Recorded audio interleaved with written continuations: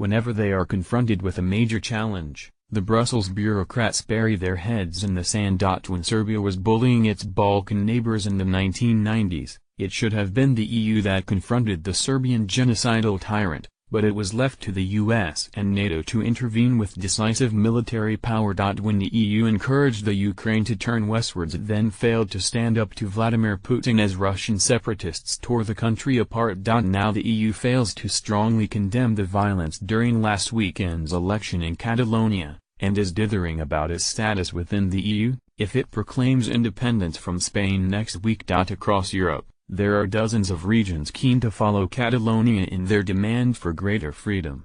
This reveals just how poorly the EU is performing when these people want greater control over their lives at a local level, not more Europe, as the EU fanatics keep saying. It is not surprising when it is the failures of the EU that have pushed so many Mediterranean countries to the brink of collapse. Brussels' misguided economic model has seen Greece, Portugal, Italy and Spain come close to bankruptcy.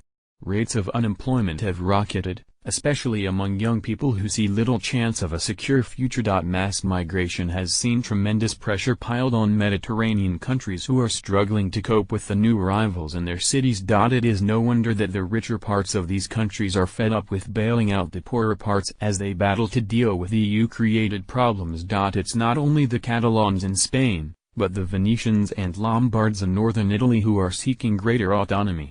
Everywhere, EU measures have destabilized European politics, spurring the rise of extremist parties from Greece to Germany. Europe is fast becoming a more violent, unstable continent, all thanks to the botched plans of the Brussels bureaucrats, who refuse to listen to the concerns of citizens.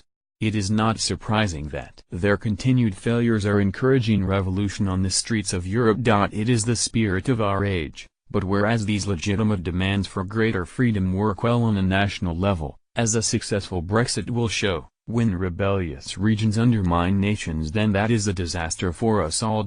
Weakened European nations will give the EU just the opportunity it wants to rule over a community of tiny, ineffective statelets.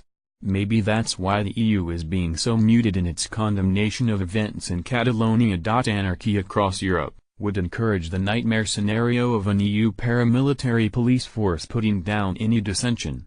The idea of plucky Catalans standing up to the brutality of the Spanish state is seductive, but not quite true. It is the Catalan leaders and their rebel supporters who are forcing the crisis, dragging a majority of their countrymen into a situation they do not want. Separatists have lost previous legal referenda and now in an illegal vote, despite the provocative action of truncheon-wielding police attacking unarmed civilians. They only got a 42% turnout, not a decisive mandate for them to declare independence. The Catalan rebels are looking to the international community to intervene, and needless to say Tony Blair would be happy to poke his nose in, but the EU especially should make it very clear that while they decry any violence, they stand resolutely behind the Spanish government in asserting the right of a nation-state to defend its unity. Wednesday, October 4, 2017 Catalonia general strike. Thousands protest over Catalonia referendum violence.